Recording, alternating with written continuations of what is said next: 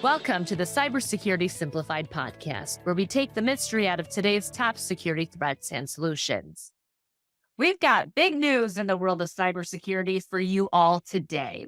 The National Institute of Standards and Technology, or NIST, just issued version 2.0 of its cybersecurity framework, which emphasizes supply chain risk management and puts the C-suite at the heart of cybersecurity management activities with the new govern function. Today's guest, Sturdivant, cybersecurity expert, certified information systems auditor, and director at FORVIS Consulting, will help us get a handle on the important changes and their impact on businesses. The NIST Cybersecurity Framework 2.0 signals big shifts in cybersecurity, so you'll want to stick around and learn what it means for you. Hey everyone, I'm your co-host, Susanna Song. I'm co-host Dave Borton. And David, if you're watching on YouTube, is not showing his face today, but he'll be back for the next episode. Look, our listeners probably appreciate that my face is not on the screen. And Cy, welcome to Cybersecurity Simplified. Absolutely. Yeah. Thank y'all for having me so much. Appreciate it. Well, Cy resides in Tennessee, and he, to just be completely transparent, he is also one of our Overwatch partners and an elite member, and just a very well-respected cybersecurity expert in the industry. So we're very happy to have him here. Happy to be here. Appreciate that. Well, my first question is, for those of you who don't know, NIST released 2.0 late last month. What spawned the change or the changes, Cy? Yeah, goodness. What did not spur the changes, right? This was an update that was extremely dated. I think this was 10 years in the making. It was still from a 1.1 perspective, the NIST Cybersecurity Framework was still very beneficial and very useful. But as we know, and everybody who listens to this podcast, every single chance they get, cyber criminals are becoming more and more, enticed, right? Like the amount of money they're bringing in, the attacks are more sophisticated, technology is changing. Not to go into all the artificial intelligence stuff, right? But we have a lot of things pushing the bad guys to keep doing what they're doing. So we typically, as an industry, are playing catch up, right? We try to build the digital walls as high as we can.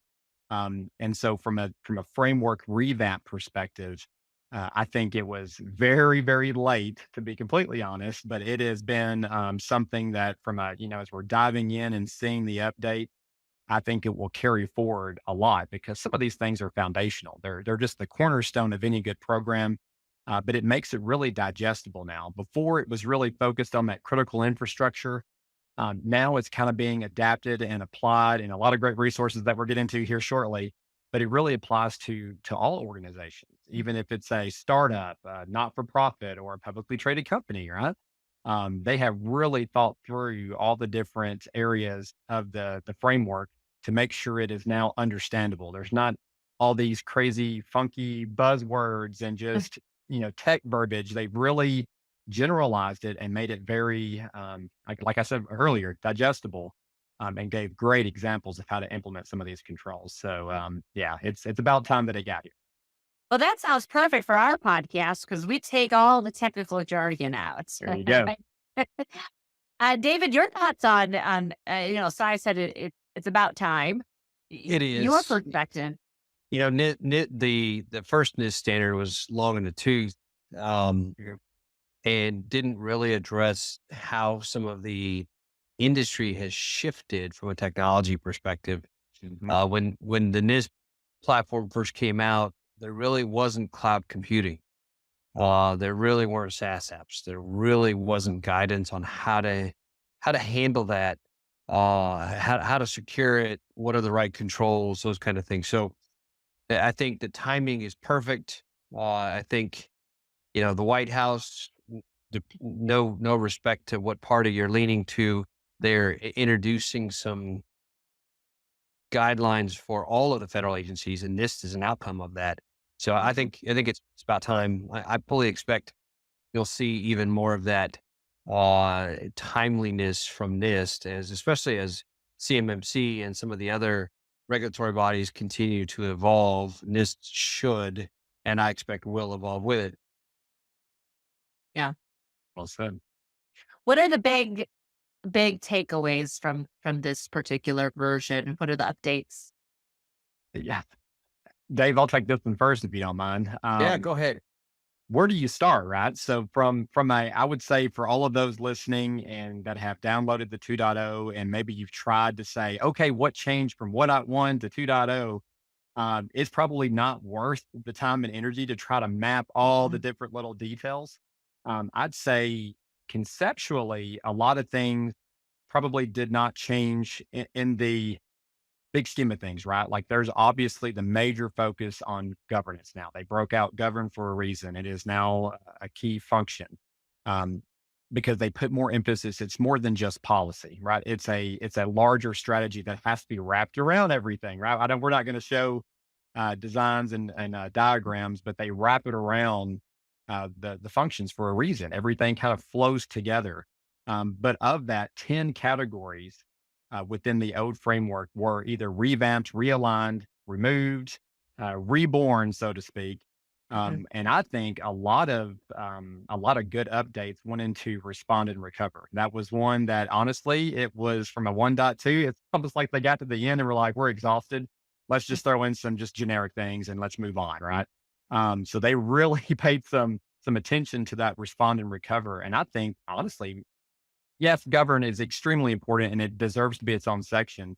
But the revamps where they really kind of focused on that, I thought were very, very good.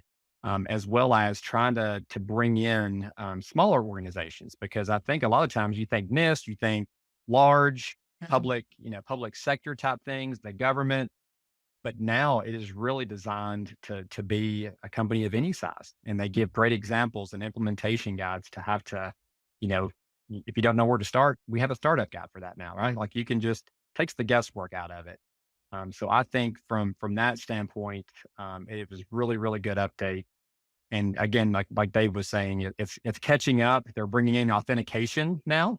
They're giving it good examples of when multi-factor should be used and contextual type examples about, well, your insurance may say you have to use multi-factor for every login, but NIST says, well, it depends. Like what system are you accessing? Where are you accessing it? Are you in the office? Are you accessing it remotely?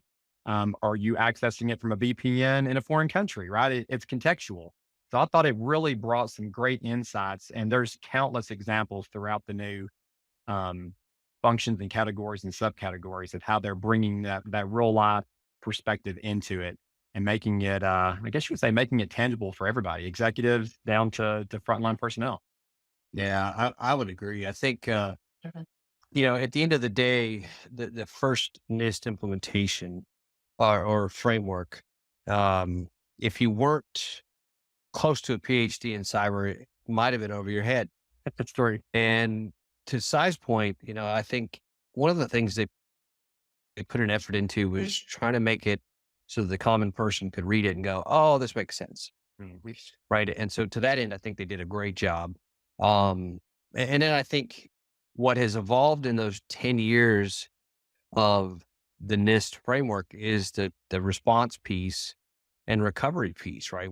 We have shifted to significant detection and response, and in there, NIST is following suit, right? How do we recover? How should you recover? What are the controls you should have place? Can you show that you've got those recovery controls in place? To me, it just makes the framework stronger. It makes it easier for the layperson to use, because at the end of the day, their charter, like Sai and our charter, is let's protect the data and let's make it as easy as we can. And I think that was one of the tenets that the folks over at NIST were focused on. So how does this impact businesses? Sai, you mentioned now it's not just for the big guys, the big enterprises, but as we all know, cybersecurity is like omnipresent, right? It's everywhere. Or I should say cyber threat. And hopefully cybersecurity now has a place in every business, whether you're a small one up to the large enterprise. But if you can break it down, what does this mean for business owners out there? Yeah. And obviously, my opinion is one of many, right? Thousands and tens of thousands. But I think it really takes, and again, this is my opinion, not Forvis's, right? I think it takes the excuses out of the conversation. Before, just like Dave was saying, well, I'm not a cybersecurity expert. We don't have the budget. We don't have this. We don't have that. It gives you a starting point. It gives you that playbook of just, yeah, I can do this, because if you're using email through, Microsoft 365, more than likely you have functionality and features that you can turn on. Are they turned on? Right? Is that part of your program? Have you even looked? Have you even assessed it? The community that is now part of this, there's a lot of community profiles, but I don't think we've touched on that already. But it really becomes, if you don't take action on your own program, if you're not going through the risk assessment process, if you're not training your employees, if you don't codify things in your policies to say, we will do this, we will not do that. I mean, it's free for public consumption, right? It is now designed, you can understand it. I think it takes the excuse away. Mhm. I really do, because before it was really, we have no idea where to start. We have to hire a consultant, and my goodness, I mean, yeah, I know sometimes we can be very expensive, right?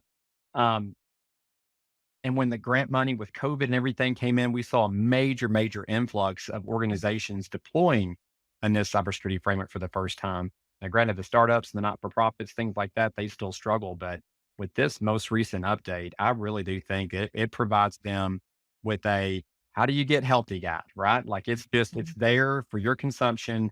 All you got to do is execute. Now, granted, don't execute it overnight. I would say take it, what, Dave? Probably 3 months. If you're really serious, take the 2.0 and say, give yourself 3 months to really digest, understand, and start implementing these things. If it takes you 3 years, you have no excuse anymore. That's just my Yeah, I opinion. I But look, I agree. I think, Cy would tell you, I won't put words in your mouth, but see, set it as a baseline, see where your gaps are, focus on the gaps first. And then in places where maybe you have partial compliance, you don't prioritize those unless there's a risk to those. But then you just over time, to Cy's point, start working through until you cover all the controls for your environment that apply.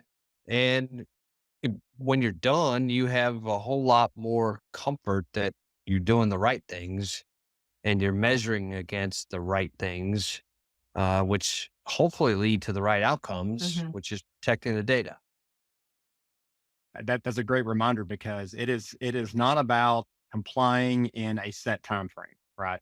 It's the revamp, the resources is to do exactly what Dave just said. Find your current state. Where are we? Right? How prepared are we? Where do we fall on the maturity scale? Are we just barely getting by? Are we doing things in practice? We just really haven't defined it. And how do we move up that maturity scale? Right? How do we go from 1 to a 4? How do we go from the current state to the target state? Do we even know what the target state is? That's what I was saying earlier. All the information and the resources they're giving you now provide a better, clearer picture of where you should be. So start building that road. Start Yeah. start the path, right? Start walking along it. I think it was Einstein that said the best way to keep your balance is to stay in motion, like to keep moving forward, right? If you're riding a bike and you stop, you're going to fall over. But if you're just barely moving, that's better than nothing. You're making progress. So just keep that momentum. I always say, if you trip and fall forward, get back up, keep walking. Don't fall back like Susanna skiing and tear her ACL. Oh yeah, True story. yeah. um, I have to ask, other than the benefits of, this NIST framework should help prevent a breach and it's working toward lowering your risk. What are the benefits of a small business being NIST 2.0 compliant? Eh, Are there consequences? Are there ramifications? Yeah. Oh, me, Dave, you want to take that one first? Because I have a strong opinion on that one. No, go ahead. I'll follow suit. All right. So obviously it depends, right? It depends on what kind of business you have. But if you're a startup business in technology, we'll go with that one. It's an easy one. If you are not considering security, right? If you're not building everything with that, security in-depth type perspective, you more than likely will not exist in a year or two. That's just strong opinion, and Dave can either argue or back that up. Um, if it's not weaved into your foundation, you're going to have your customers breached, your vendors breached. You're going to have denial of service. You're going to get ransomed. You're going to have all of these things that are going to go wrong if you're not considering cybersecurity threats. You may be successful, but more than likely you will not scale. You will not continue to generate revenue at some point if all you're focused on is sales and expanding. And hey, the email works great. I can access it anywhere. I can do it on my phone at the public library. It doesn't matter. I can log on anywhere. That's going to cause problems. So I think it's a necessity now more than ever. And there are countless, that is true, countless examples of when you ignore it, what will happen. You will lose millions or you will lose your business. And I am a true believer when it comes to that. So. Yeah. And I think to your point, we see tons of small businesses, even medium-sized businesses, go belly up from a breach. Mhm. And, Susanna, I don't want to give our listeners the false sense of security that if they're following the NIST 2.0 framework, that they're going to be safe, right? Right. We still allow for what I call stupid human tricks, right? People who do things unintentionally or intentionally and cause issues for your organization. But if we can minimize that risk by taking 95% of that off the table, Mhm. then we can focus on the 5% of the bad things and the education and the things that programmatically we can't test or evaluate or control. We're a lot closer to reducing the impact. NIST isn't going to stop anything. But what NIST will do, if you're following that framework, is reduce the impact of that event when it happens. Well said. We always say, do you think a cyber criminal cares that you have a policy or that you followed NIST and you've implemented some things?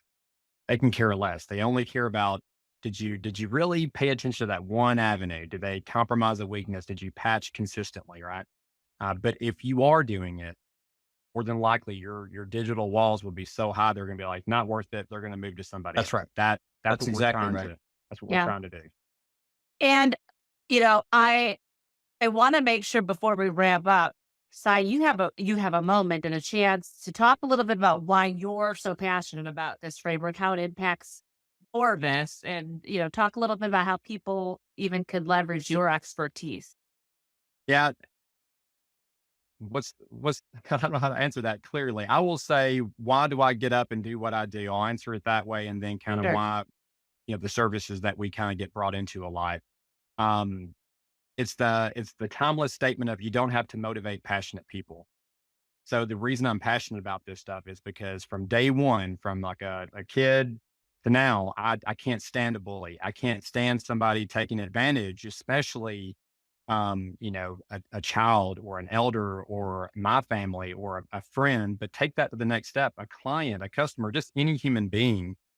And it really hit me. I have no idea when, probably at least 10 years ago with the human trafficking and things like that, how the cyber success is fueling all of just behind the scenes in the shadows. So I have made it my life's mission to Mhm. slow that down and hopefully, eventually eliminate that. Because I just think people who are rewarded for that type of life, I just don't understand it. So everything that we do from, I would say, the cybersecurity industry, not even FORVIS, if we're doing things to be proactive, just like you guys, that's when we love being a partner because you wake up every day thinking, how can we outsmart the bad guys? How did they do this? How did they get in? How can we create indicators of compromise, right? How can I, as a consultant, help clients deploy NIST 2.0 to make it tangible, to make it really impactful, to stop everything? That's why I do it, because I can't stand a bully. I can't stand anybody getting taken advantage of and losing hundreds of thousands of dollars or worse. That's why I get up every day and try my best to stop it. So. Well, that is a great life passion, Sai. We will make sure to put your LinkedIn info, FORVIS's website on our landing page at Cybersecurity Simplified. So if you do want to get a little more information about his consulting work, feel free to reach out to him. And David, any last final word before we sign on? I say this a lot. So for our listeners, I apologize if you heard it before. The framework's not as important as picking one and following it and violently executing against the controls. Great I word. don't care what framework you like. Pick one, stick to it. Don't take parts of one and parts of the other and parts of a third and think you're going to have a better solution. Pick one and execute against it. NIST is a great way to do that. The 2.0 version helps you get there quicker because it explains how to do it. You don't have to be a PhD to understand it. And it just, I'll come back. At the end of the day, it reduces your risk by reducing the impact of a likely event. And that's really the best we can hope for. Absolutely. Well, then. Well, that is a wrap. And thank you so much to our guest, Sturdivant. And thank you to our listeners. Gosh, we love you guys. We love all of your feedback. I know you guys tend to send us emails, which we love. But if you could like our podcast on whatever channel, wherever you listen to it, that would be great. And also leave a comment and share the podcast with your coworkers, with your friends, with your neighbors. We would really appreciate that. Again, if you have any questions, please reach out to podcast@highwirenetwork.com. And please be sure to join us for our next episode. Until next time, I'm Susanna Song. And I'm Dave Barton. And this is Cybersecurity Simplified. From all of us here at Overwatch by Highwire Networks, thank you for listening.